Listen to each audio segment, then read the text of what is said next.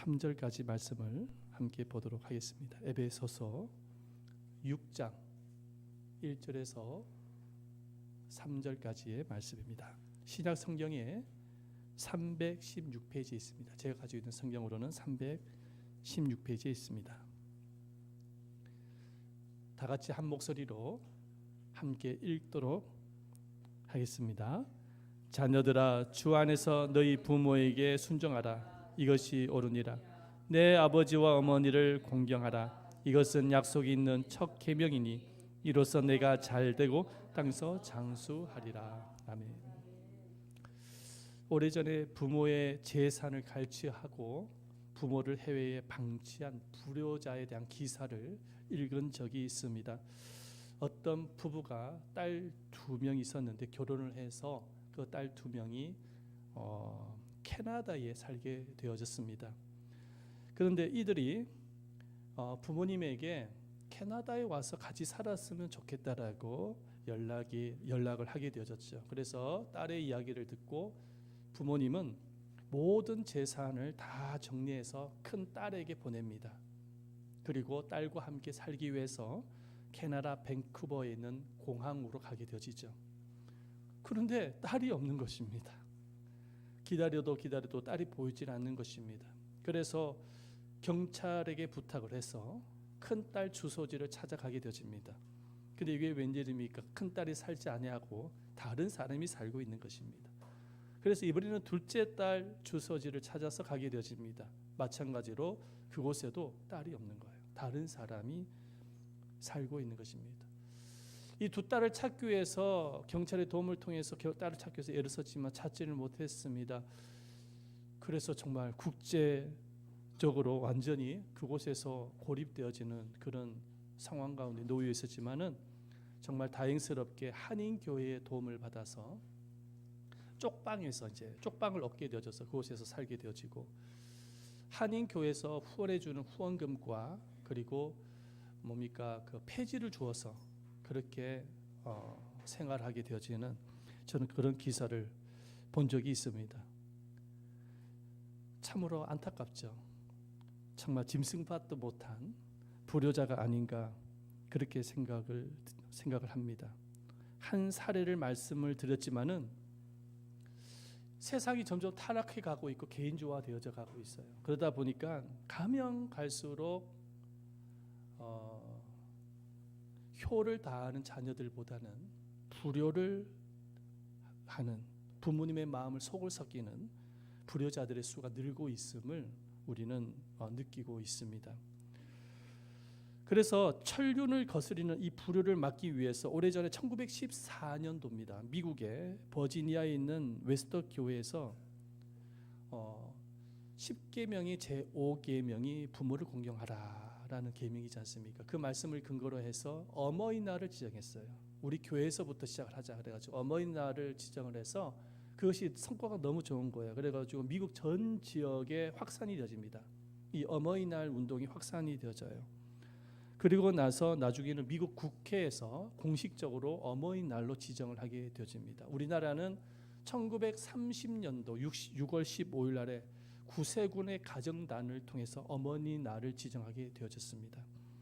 그리고 난 이후에 1955년 5월에 이스만 대통령을 통해서 어머니 주의를 확장합니다. 공식적으로 확장을 하는 것이죠. 그리고 1960년도에 기독교에서 교회에서 어머니 주의를 지키게 되어졌고, 그러니까 어머니의 주의는 1960년도부터 시작을 한 거예요. 그리고 이 어머니의 주일이 아니라 아버지도 계시는데 어머니의 주일만 지키면 되겠느냐, 그래서 어버이 주일로 계명이 되어집니다. 그리고 1974년도에는 정말 우리나라 정부에서 어머니의 날을 어버이 날로 개정을 하는 그런 일이 일어나게 되어진 것이죠. 그건 지금까지 어버이 주일을 기독교에서는 지키는 가운데에 있는 것입니다. 그래서 오늘 우리가 이 어버이 주일을 지키면서 다시 한번 부모님의 은혜를 생각하면서 감사하는 그런 시간을 가졌으면 좋겠습니다. 이 세상에 인간이 베풀 수 있는 사랑 가운데에 부모님의 사랑보다 더 강하고 진실된 사랑은 없을 것입니다. 남녀 간의 사랑, 부부지간의 사랑이 아무리 뜨거워도 부모님의 사랑만큼 희생적이지는 않습니다. 저는 이 어머니의 사랑은 도대체 어떤 능력이 있길래 이 위대한 일들을 할 수 있을까 생각을 하면서 말씀을 준비했습니다. 첫 번째, 이 어머니의 사랑에는 어떤 능력이 있을까요? 첫 번째입니다. 한번 읽어보겠습니다. 시작. 어머니의 사랑 속에는 창조의 능력이 있습니다. 창조의 능력이 있어요. 여러분 창세기 3장 말씀에 보면은 하나님 인간을 창조하셨지만 타락하지 않습니까? 죄를 범하죠. 그래서 벌을 줍니다. 아담에게는 어떤 벌을 줍니까? 수고를 해야 소산을 먹을 수 있는 벌을 줍니다. 근데 여자에게는 어떤 벌을 주죠? 해산의 수고와 고통의 벌을 선고를 합니다. 그렇죠? 이 해산의 수고와 고통이 주님이 주신 벌이지만은 사실은 하나님의 창조력을 어머니에게 나눠 준 것이죠. 여러분 한번 생각을 해 보시기를 바랍니다.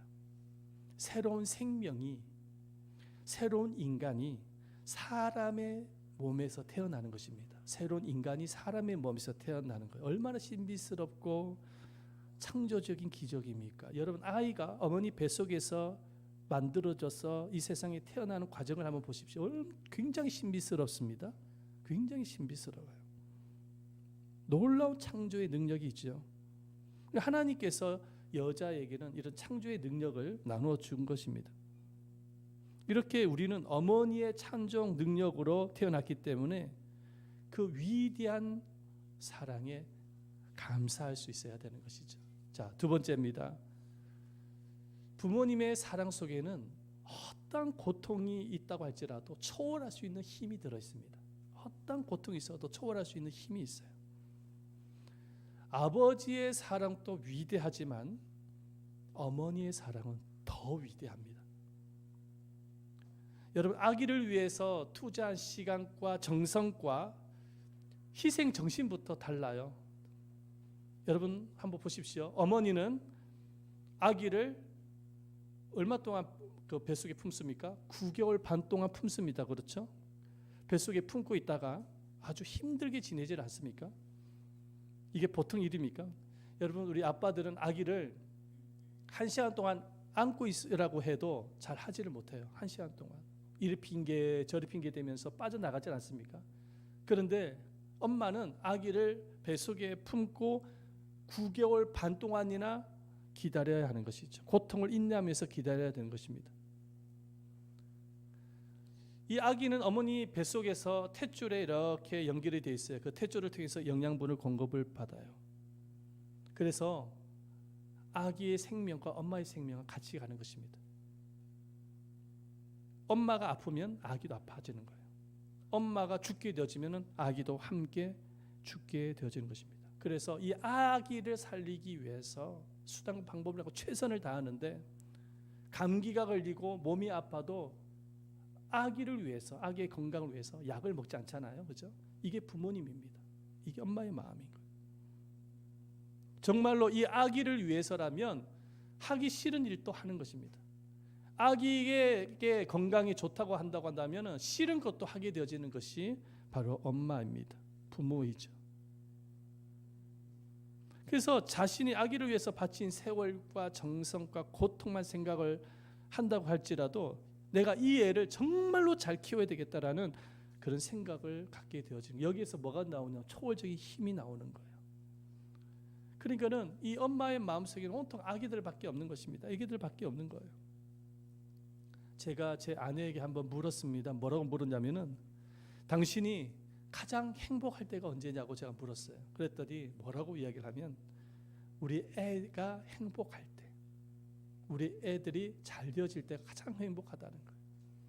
여행을 가볼 때에 누구랑 같이 가고 싶냐고 내가 물었습니다. 그랬더니 애들과 같이 가고 싶다는 거예요. 남편하고는 별로 안 가고 싶다 그러니까는 남편보다는 애가 낫다는 거예요. 남편하고는 별로 안 가고 싶다는 겁니다. 우리 애들하고 여행 가고 싶다라고 말을 합니다. 근데 그 말을 들으면서 온통 생각은 애들밖에 없구나라고 느꼈습니다. 그렇습니다. 여러분 엄마의 마음과 생각 속에는 온통 애들밖에 없는 거예요. 자기 자식들밖에 없는 거예요. 그러니까 거기 안에서 뭐가 나오겠습니까? 초월적인 능력과 힘이, 아무리 힘들어도 어려워도 아기를 위해서, 내 애를 위해서는 뭐든지 할 수 있다라는 그런 초월적인 능력과 힘이 있는 것이죠. 여러분 거기에서 여러분 이런 사랑을 받으면서 우리가 성장해 왔는데 감사치 아니할 수가 있겠습니까? 그런데 어머니의 사랑을 훨씬 더 초월하는 엄청난 사랑이 있습니다. 그 사랑은 뭐냐? 하나밖에 없는 독생자를 우리를 위해서 희생양으로 내어주신 하나님의 사랑입니다. 자, 어떤 목사님이 목회를 하는데 건축을 하게 되어졌습니다. 교회가 작은 교회였어요. 그래서 건축을 하다 보니 일꾼이 없는 것입니다. 이 건축을 하려면은 사람이 있어야 되지 않겠습니까? 근데 사람이 없는 거예요. 그래가지고 고민을 하고 있는데 두 아들이 있었어요. 두 아들이 모두가 다 대학생이었는데 한 아들이 아빠, 내가 휴학을 하고 아빠 건축하는데 내가 돕겠어 라고 말을 했습니다. 그래서 그 아들이 정말로 휴학을 해서 아빠를 도와서 건축 일을 돕습니다. 그런데 이게 웬일입니까? 건축 일을 하다가 전기선을 잘못 만져가 감전이 되어져서 그 아들이 죽고 말았어요. 그 자리에서. 아빠가 목사님인데 아빠의 목회를 돕기 위해서 건축을 하다가 돌아가신 거예요. 죽게 되어진 거예요. 그 자리에서 목사님은 충격을 받게 되어진 거예요. 정말 그것에서 얼마 하나님을 향해서 정말 원망하는 마음과 서로 마음이 들지 않겠습니까? 내가 뭐 나를 위해서 인생을 산 것도 아니고 하나님의 영광을 위해서 건축을 이렇게 하게 되어지고 사명을 감당했는데 우리 자식들 잘 되어질 수 있도록 하나님의 복을 내리지 아니하시고 이게 웬일입니까? 하나님의 일을 하다가 죽게 만드니 얼마나 주님을 향해서 원망과 서로 마음이 들겠습니까? 그런데 그 아들을 장례식을 다 하고 난 이후에 그 아버지가 이런 고백을 하는 거예요. 뭐라고 고백을 하냐? 나는 하나님의 사역을 하다가 두 아들 중에서 한 아들을 잃었는데도 이렇게 미칠 것처럼 마음이 아프고 어쩔 줄은 모르겠는데 우리 하나님은 하나밖에 없는 독생자를 그 끔찍한 십자가 위에서 고통 중에서 죽어가는 모습을 보실 때 얼마나 마음이 아프셨을까?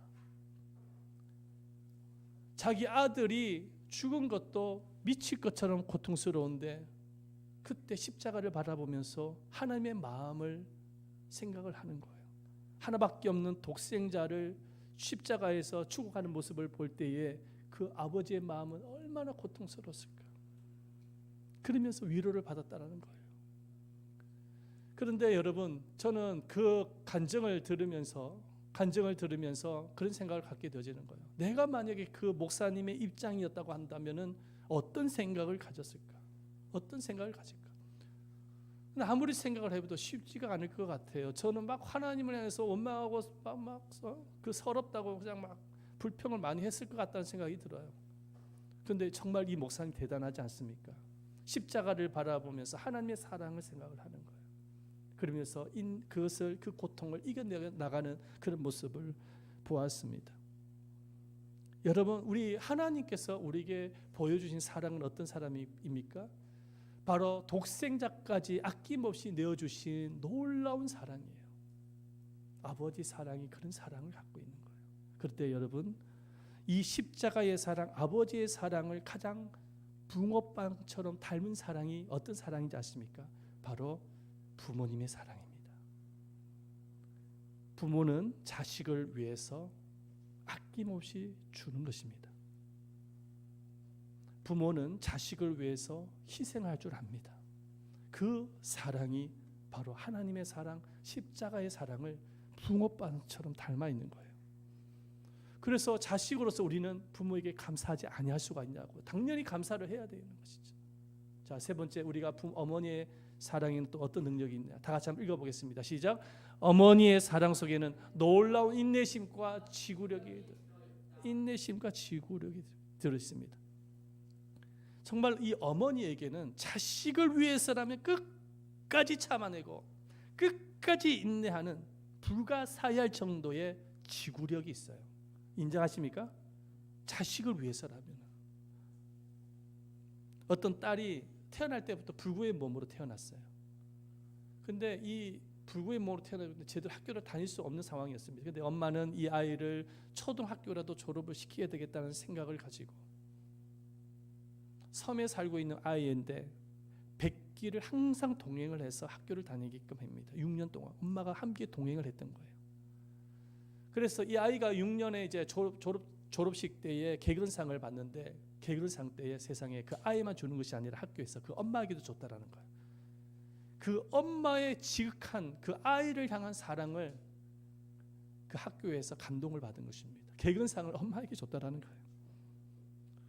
여러분, 이러한 인내는 어머니의 사랑이 아니면은 할 수 없는 것입니다. 그래서 이런 말 있지 않습니까? 여인은 약하지만 어머니는 강하다. 여인은 약하지만 어머니는 강하다라는 말이 있지 않습니까?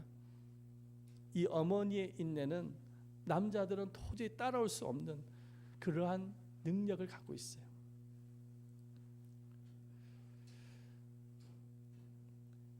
사랑하는 여러분, 여러분에게 이 세상에서 가장 정다운 이름이 무엇입니까? 가장 정다운 이름 바로 어머니입니다.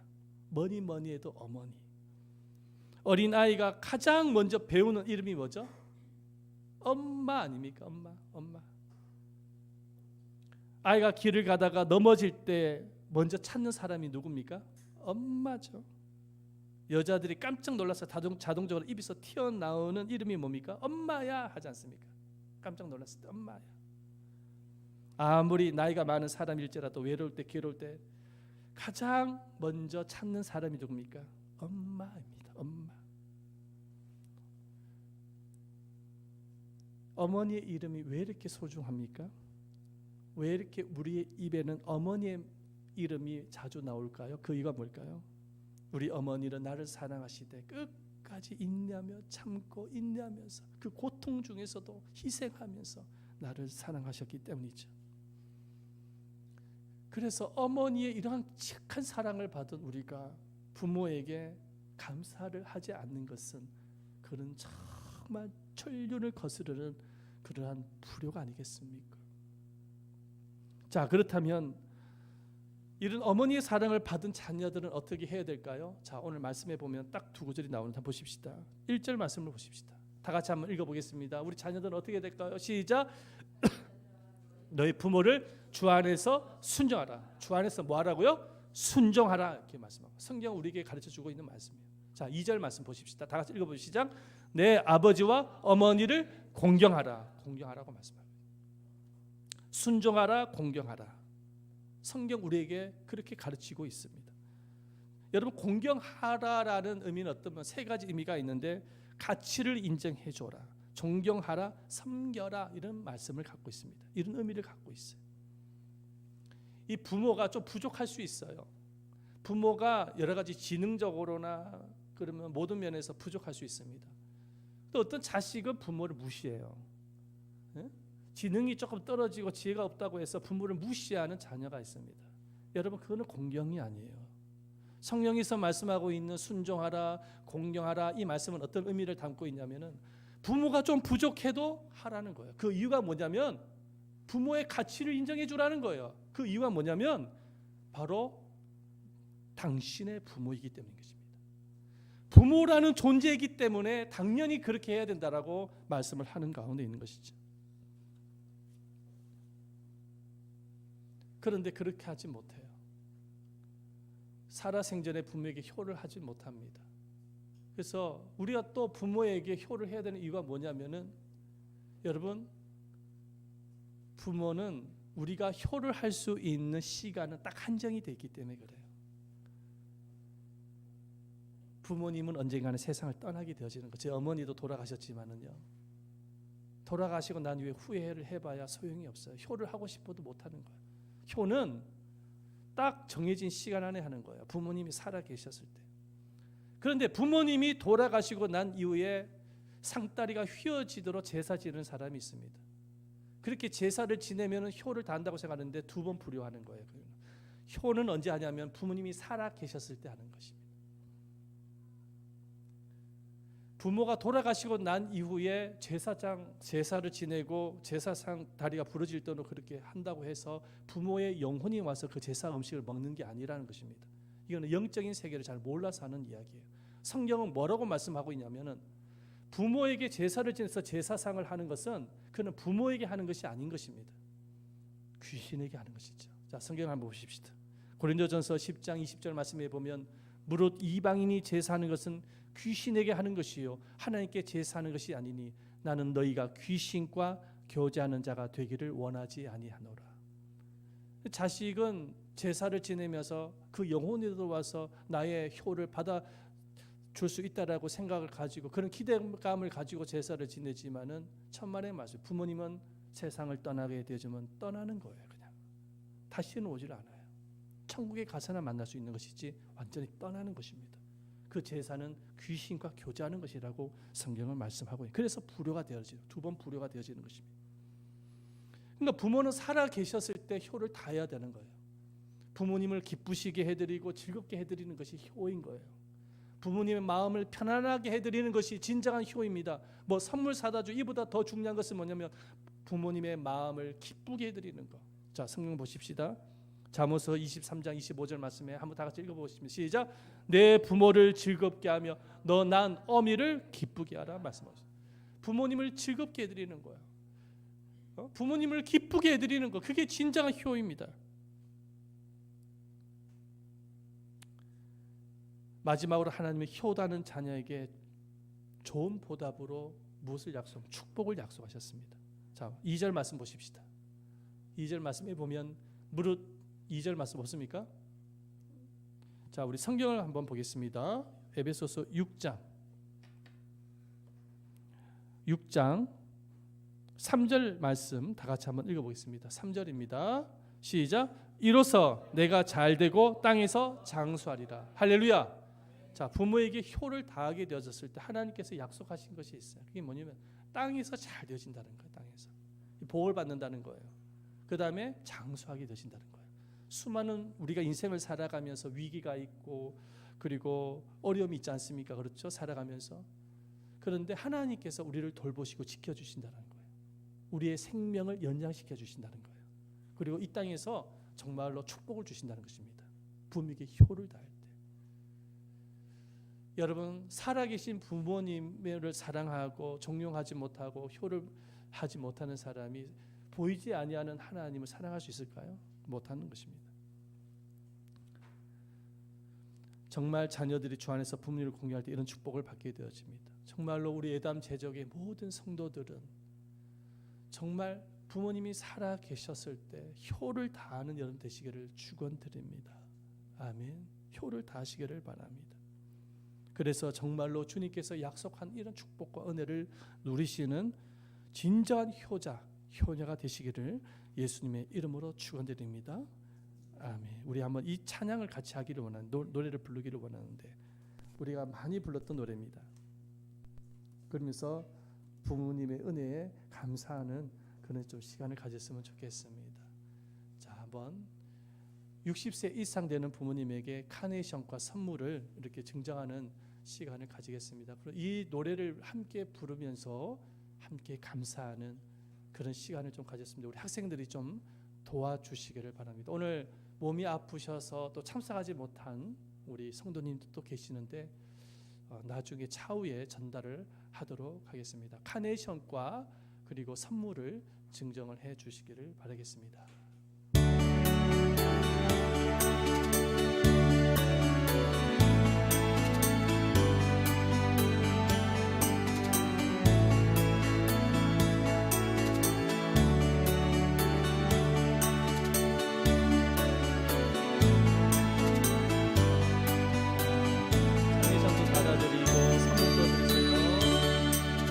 높고 높은 하늘이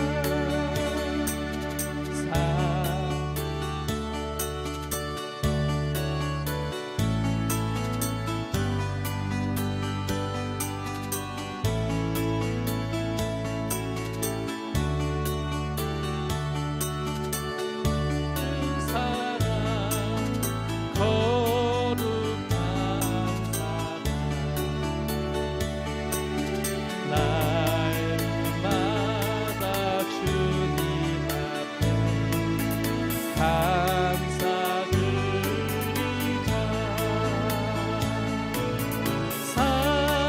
사랑의 어머니는 주신 은혜를.